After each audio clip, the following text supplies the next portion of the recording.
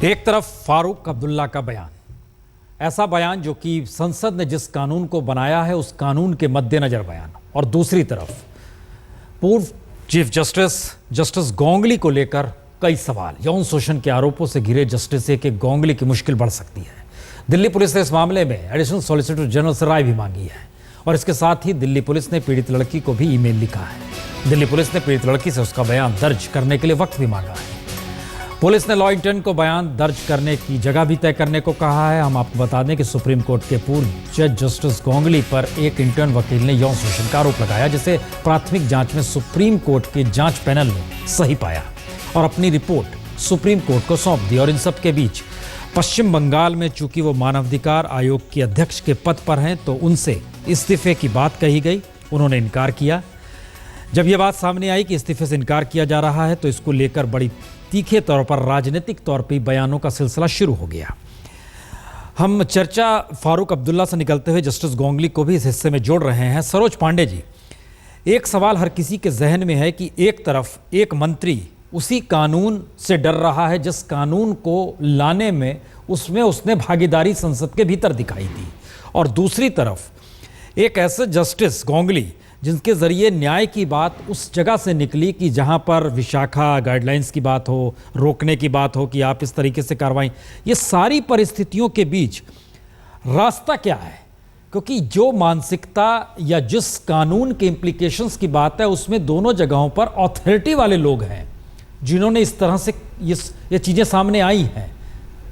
Parliament को ही निर्णय लेना है या इस देश के भीतर से आपको लगता है कि एक समाज सुधार के आंदोलन निकलेगा, फिर एक दबाव पड़ेगा? क्या होगा क्या आगे? जब तक भय नहीं होगा मुझे लगता है कि कुछ नहीं हो पाएगा। जिस जगह पर फारूक अब्दुल्ला जी ने कहा, उनके बेटे के कहने पर उन्होंने माफी मांग लिया, उनका इतिहास इस बात का गवाह है कि वो बहुत रंगीन मिजाज नेता रहे हैं। और अगर उनके पुराने इतिहास को आप देखेंगे तो जो ये बयान था ये उसके साथ में उसका कहीं ना कहीं हम इसे लिंक कर सकते हैं। जस्टिस गांगुली की जहां तक बात है, ये बहुत शर्मनाक कृत्य है। मैं इस बात से बहुत आश्चर्यचकित हूं कि न्यायपालिका का व्यक्ति इस प्रकार के कृत्य करने के बाद भी, उसका आरोप प्रमाणित हो जाता है, उसके बाद भी अपने पद से इस्तीफा देने के लिए तैयार नहीं होता है। ये समाज में उस पराकाष्ठा को बार बार इंगित करता है जिस पराकाष्ठा की ओर हम ये मानते हैं कि हमारी संस्कृति पर लगातार आघात हुआ है, और महिलाओं को केवल महिला के तौर पर बार बार देखने की जो शुरुआत हुई है ये उसकी परिणति है। इसलिए मुझे लगता है कि जो अभी आपने बात कही, मैं आपकी बात से सहमत हूं कि केवल कानून से बात नहीं बनेगी, भारत की संस्कृति को भी पुख्ता करने की आवश्यकता है।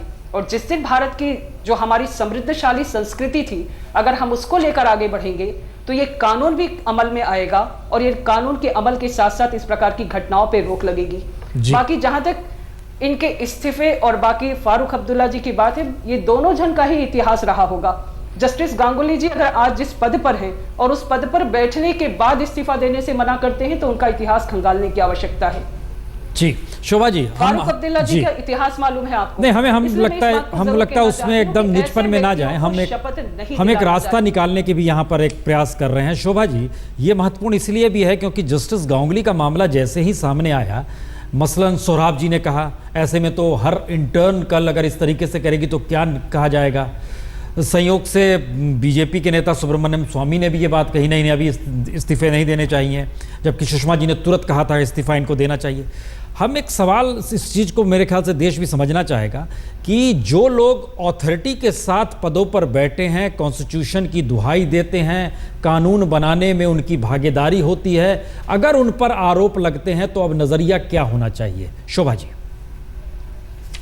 देखिए, जो लोग अथॉरिटी में बैठे हैं उनको समाज के लिए एक रोल मॉडल होना चाहिए, और जब उन पे कोई भी उंगली उठती है, इस देश ने तो वो भी देखा है जब एक रेल एक्सीडेंट के लिए शास्त्री जी ने, जो रेल मिनिस्टर थे, तो उन्होंने इस्तीफा दे दिया था। तो वो भी हमारे सामने एग्जाम्पल्स हैं। और आज दुर्भाग्यपूर्ण है कि जो लोग ओहदे पे बैठे हैं, जब उन पे उंगलियां उठती हैं, उन पे कोई इल्ज़ाम लगते हैं तो वो अपना पद नहीं छोड़ना चाहते, वो गुमराह करने की कोशिश करते हैं। और इसमें मैं सबको लपेटूंगी। जो अभी सरोज जी कह रही थी कि शोभा जी दबे जवानों में बोल रही हैं, ऐसा नहीं है सरोज जी। मैं तो बहुत पक्षदार हूँ महिला अधिकारों की और महिलाओं की लड़ाई के लिए, चाहे वो फिर कोई भी हो। मैं इसमें फिर कहूंगी कि गांगुली जी को तुरंत आप अपने फारूक पद से अब्दुल्ला जी से मैं इस्तीफा केवल एक देना बात चाहिए, कहना और वो भी चाहती हूँ। ह्यूमन राइट्स के पद आप पे फारूक बैठे। अब्दुल्ला जी से जिस पार्टी से आप आती हैं, आप इस बात जी का आप अपनी पार्टी में समर्थन करेंगे कि उन्हें इस्तीफा देना चाहिए? मैं केवल एक प्रश्न पूछना मैं जो चाहती आदमी हूँ मेरी आपसे। बात आप पूरा, अगर पक्ष सरोज करें, जी इस अभी बात आप का मेरे को समर्थन बीच में ना करिए। टोकिए। सरोज जी जब आपका मौका है आप बोलिए, मुझे बोलने दीजिए।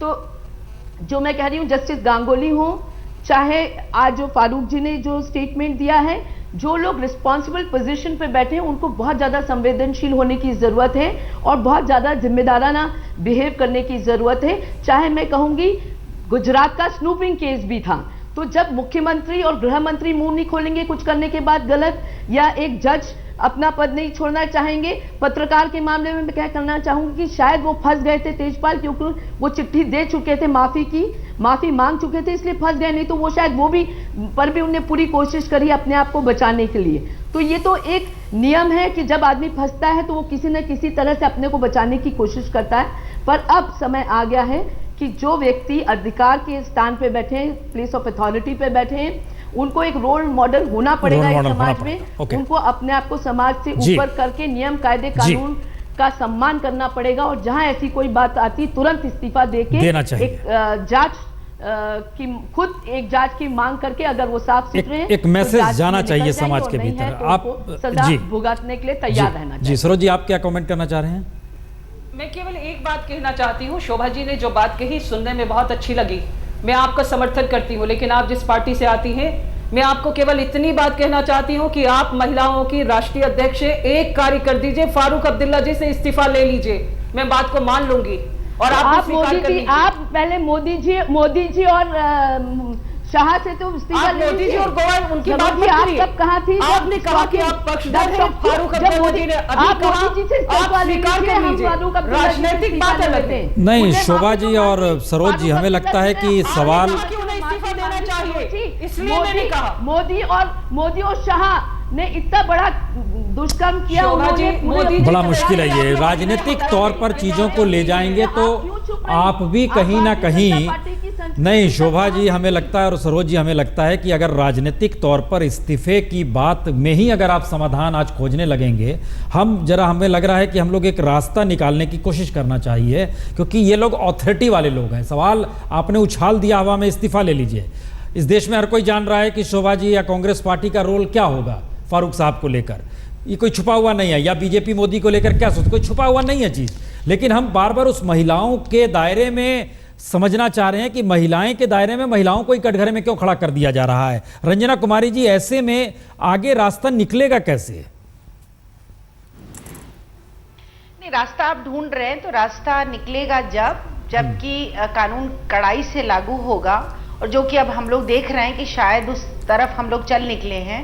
और दूसरी बात जो है उसमें जो लोग भी जिम्मेदार पद पर बैठे हैं, ये पावर स्टेटमेंट्स हैं। चाहे तेजपाल ने कहा हो कि this is the easiest way to keep your job, या चाहे फारूक अब्दुल्ला कह रहे हो, या जज जो कह रहे थे, जो कि इंदिरा जयसिंह ने कहा, हमारी मित्र ने, कि जज कहते हैं कि अब तो हम सेक्रेटरी नहीं रखेंगे, अब तो हम काम करने के लिए कोई इंटर्न नहीं रखेंगे। तो ये सारे पावर स्टेटमेंट हैं, क्योंकि इनको लगता है कि ये लोग ही तय करेंगे कि औरतें नौकरियों में आएं कि ना आएं, और कौन सी नौकरी करें कौन सी नहीं करें। ये सब बिल्कुल फालतू बातें हैं। इन लोगों को इस तरह की भाषा बोलने के लिए जब तक दंडित नहीं किया जाएगा, और जैसा कि मैंने कहा कि पीपल्स रिप्रेजेंटेशन एक्ट बदलना चाहिए, संविधान आपके ही चैनल में अभी कहा, मैं बहुत समर्थन करती हूँ उस बात का कि आप जब कॉन्स्टिट्यूशनल आप प्रॉमिस करते हैं देश के, आप संविधान की शपथ लेकर के आते हैं, और उसके बाद इस तरह की बात करके फिर भी राजनीति भी करें, संसद भी बने रहे, मंत्री भी बने रहे, तो ये संभव नहीं होना चाहिए। ऐसी परिस्थितियां जस्टिस फखरुद्दीन साहब, 2-3 सवाल देखिए, समाज की तरफ इंगित किया, शोभा जी ने, तो समाज को भी, सरोज जी ने और रंजना कुमारी ने उठाए हैं। हम 1 मिनट इस पे आ रहे हैं। फखरुद्दीन साहब, क्या कॉन्स्टिट्यूशन की शपथ लेने के बाद इस तरह के बयान देने का मतलब ऑटोमेटिकली उनकी कुर्सी नहीं चली जानी चाहिए? ये जो इस्तीफा कौन मांगेगा, ये तो ऑटोमेटिकली होना चाहिए था।